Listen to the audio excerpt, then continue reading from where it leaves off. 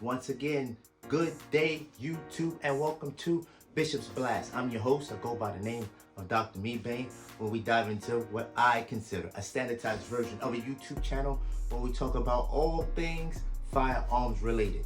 Now, I'm not a subject matter expert by any stretch of the imagination. I'm just an old retired Navy guy who loves God and has quite the affinity for all things that go at this point in time. Do me a real quick favor.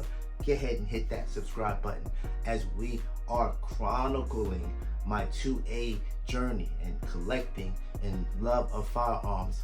Maybe we'll be able to have a blast together. And since I'm already asking for those favors, you know what I'm going to ask you to do next. Go ahead. That's right. Tap that like button if you don't really mind, and share. Come on, caring, sharing. Share it with friends and loved ones as we continue to make sure that some pertinent, sometimes essential information gets put out so that we can all grow in this 2A journey together. So once again, I thank you for tuning in to another version of Bishop's Blast. Come on, let's get it in. Now today we're actually going to go into I won't call it an actual review, and I won't really actually call it an unboxing, but I'm going to call it my Christmas grab. So there were two firearms that I received during the Christmas time frame that I really wanted to share with you, as I didn't know I was going to enjoy them, but I really enjoying them more than I really actually thought. So there's two firearms that I really want to go over, and one of them, normally when I get a firearm and I once I take it to the range, I take the box and I load the box away for, I don't know, maybe if there was ever a time that I had to move all my firearms, at least I could put them back into their original boxes. But for this reason, I just left one of them out. The first one I'm going to go over, it comes in this box, and this might be giving it away. This box says Rock Island Armory. The one thing that I like about this box, different from most of the boxes that we get when we get in the cases of the boxes that we purchase these firearms, this one actually comes with holes where you can lock this box. So for anybody who's tried to travel with a firearm, specifically on an airline, you need to make sure that it's in a case or a container from which you can actually throw locks on it. So hey, Rockville Armory, thank you for giving us a box that actually has locks on it that we can be able to utilize. So I'm going to go into first one that I opened on Christmas Day, and that one would be this right here. This is the STK 100. This is Rockville Armory's STK 100. Yes, I like this. The STK 100. And this firearm is clear, safe direction, shoot. This is the STK, Rockville Armory's STK 100. Chambered in 9mm. Now, yes, I've already thrown a light on it. I already gave it away. I already took it to the range. Can I get and hit you with my public service announcement? Practice. And even with practicing, let me get ahead and push that for that public service announcement. I always say that when we start to go and take the responsibility, because it's a huge responsibility when you're going to carry a firearm with you, I think it's essential for us to be somewhat proficient in the firearm that we carry, number one. Number two, let's be responsible enough to also look into some kind of carry insurance. You never know. God forbid we ever have to use any of the firearms that we have, but we want to make sure that we're covered on the back end by doing so. I am not going to give a shout out to one. I do have coverage. I'm not even going to name the company that I have coverage with because they ain't nobody paying me. However, I do believe that it's essential for you to have some kind of coverage, and if the coverage also allows you to have some training in the background, I think that's a plus as well. So look into that and getting that. I really wanted to show you this one. This is something that's somewhat closer to a clone. This is something, and I want you to understand, for anybody that has ever shot the Glock 17, that's right, the Glock 17. This is sort of like a Glock 17 clone, but with more bells and whistles than normal. I like the fact that it has lightning cuts actually in the slide. So I love the lightning cuts that's in the side that makes this a little bit lighter, and this needs to be a lightning because this is a 9mm, but this is not a polymer frame. This is an aluminum frame firearm. Think about it. Think about your Glock 17 if it was all aluminum. But yet the grips on this is amazing. I really enjoy the grip on this. I was a little reluctant when I picked it up and I felt the weight on it, and I said, hey, look, I don't know how these grips are gonna do once it starts sweating, but I really enjoyed shooting this when I did this. It has the same takedowns as Glock. Some of the things seem to be somewhat interchangeable. Just understand it's a different contextually altogether because it's an aluminum frame. I do like the high beaver tail, and it does seem a little bit more 1911-ish when it comes down to the handle itself. So think about it. The only knocks that I could possibly come up with the Glock 17, this kind of met the mark on each and every last one of them. Now, there are a couple of things about this that makes me slow it down as far as putting it into any favorite of mine. One of those things is it does come that it should be able to take an optic. However, it looks like if I take this and I replace it with an optic, what I'm going to do is I'm going to lose the back sight altogether. So I would have to probably, number one, change my front sight.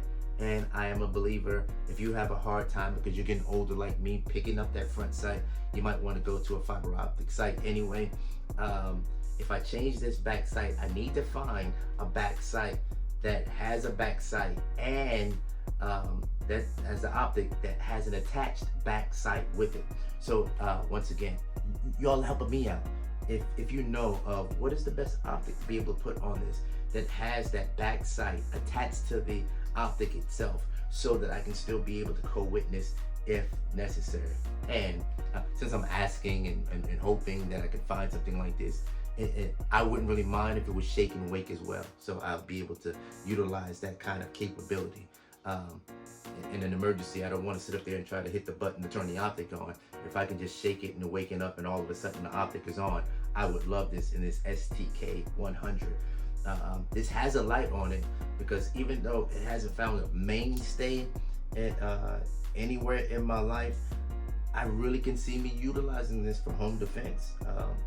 The weight in this allows me to help mitigate some of the felt recoil with this, but this is a nice size pistol, and I really do enjoy it. Once again, the inner workings are a lot like a Glock, so you're not going to kind of feel foreign to it. I haven't looked at the aftermarket accessories as it pertains to the PSA STK 100, but I'm pretty sure if it's Glock-ish, there's probably some kind of aftermarket following from where we should be able to find different accessories to be able to put on this. This is not ambi, but I do enjoy this. It does not have any safety on it with the exception of the trigger safety, but once again, this trigger is pretty good. Matter of fact, I would probably say it's just as good, if not better, as an out-of-the-box Glock trigger. So it gets my reigning thumbs up of approval. The STK 100 from Palmetto State Armory, aluminum frame, striker-fired pistol, chambered in 9mm. I'm not mad at it. I'm gonna enjoy playing with that. Now, my Christmas grab, if you will, that I really did enjoy getting, and that was this beauty right here. This is the Palmetto State Armory, their version of the 5.7. This is Palmetto State Armory's version of the 5.7. Man, I was waiting for this. Safe direction shoot. I really wanted to get my hands on a 5.7. I shot the FN 5.7 at the range. I've shot Ruger's version of the 5.7, and I really enjoy this one. And I think that it's a way lower price point. I can buy two of these for the price of one FN 5.7, and to me, it shot just as good. I do like the fact that it also has lightning cuts that lightens the slide, and this firearm is extremely light. It does come with a threaded barrel, so if I wanted to be able to shoot this suppressed, also it does come optic ready. So once again, for my friends out there, tell me, what optic should I put on this? Because this one is getting an optic. What optic should I put on this one? Comes with suppressor height sights. Once again, the back is blacked out just like I like it. The front, not so much. So I really do want to put an optic on this, even though I'm going to do the old put a dot on this to be able to get my eyes on that front sight better. Now, this was such a flat shooter. I don't know, and maybe some of you don't understand and know. Let me show you something real quick. These are the rounds that go into it. This is a pistol. Looks like it has rifle rounds in it. These are the 5.7 rounds that you actually see in this firearm. So for those that are understanding, what does the Rock 5.7 shoot? It shoots those 5.7 rounds, and this is a light firearm. It's almost like shooting the it almost feels like I'm shooting a 22 long rifle. But man, it's accurate, it's fast, it's comfortable in my hands. The grip is not as good as this, but the one thing that I do like about this, it comes with a nice, decent undercut for me to be able to get my hand on this real well. I do like that it comes with an accessory rail. I probably will put some kind of light on this as well, because I'm really enjoying this. But now that I'm talking about the undercut, let me show you once again Rock Armory, the SDK 100. This is probably my biggest knock about it. Remember, this is aluminum frame, so I cannot modify this piece right here unless a gunsmith can do it. I don't know. It does not have the undercut that I would like. Even though I love the grip handle, I would love a little bit more undercut for me to be able to put my finger on this. But man, it's funny. It's night and day too when it comes down to extremely heavy, extremely light. These are the ones that I received for Christmas. Both of these come with 2 magazines each. Actually, the Rock actually came, it didn't come in a case, it came in a bag. I did already put the bag up, but I really enjoyed this. I can almost, dare I say it, I can almost see myself carrying this. It's not out of the realm. I'm an appendix guy. It's not out of the realm of possibilities for me to be run around carrying the Rock 5.7 from PSA. I really enjoy it, and I love how when you put this thing in here, how it seats very well. If you look how when you actually put that in, and that magazine release works flawlessly. I do really enjoy this. But once again, please, for anybody to know what kind of optics should I put on this, bring that to my attention, because I'm gonna get on that straight away. and maybe even what better light combo to be able to put on this. I don't necessarily usually go very expensive with lights, because a lot of the Amazon lights that I buy, I'm gonna be honest with you, if it has over 1200 lumens, maybe the light doesn't last as long as some of the other ones, but I check if I'm gonna utilize it. I make sure my lights are good, but I don't mind putting in an old light or something of that nature on here. But I'm not mad at either one of these firearms. So needless to say, Dr. Meebang, Bishop, he had a good Christmas this year, and I love each and every piece of it. Yeah, I'm getting ready to. There's another one that I gotta go back and take to a range one more time before I bring it out to talk to you a little bit more about. I'm gonna continue to try to show some range footage, to show you some of these things that have been shot, whether they've been shot by me, whether they've been shot by my daughter-in-laws, my sons. Either way, I'll try to put some footage up of that as well. But I want to let you know, these are two, as far as I'm concerned, they're keepers. They're not going into the safe yet to be just safe queens. I'm going to play with these for the time being, and once again get proficient enough, man. But I'm telling you, if I get about 2,000 rounds through this, I might be carrying it. I will say this, last and final note, 5.7 round, not inexpensive, it's not cheap. So that might be a factor as well. The amount of money that I have to invest in continuing to buy the 5.7 round to be able to do so. I have a cornucopia of 9mm rounds, but the 5.7 round, it is a little bit more expensive. But once again, I wanted to thank each and every one of you for continuing to tune in with me. Also, I wanted to real quick shout out to Lenny Epps. He looked at my Mossberg and he got me an actual carrying case for it. Man, I thank you for the blessing and you sharing that with me.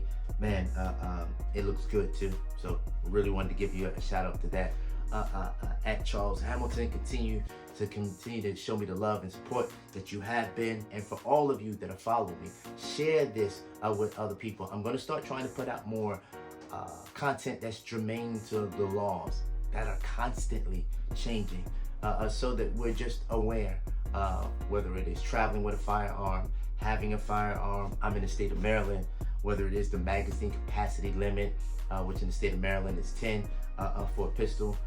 We need to be aware of these things so that we can continue to be law-abiding citizens and trying to follow the rules and regulations so that we can be congruent with the laws and safe at the same time. But once again, you tuned in to another version of Bishop's Blast. I thank you for doing this with me.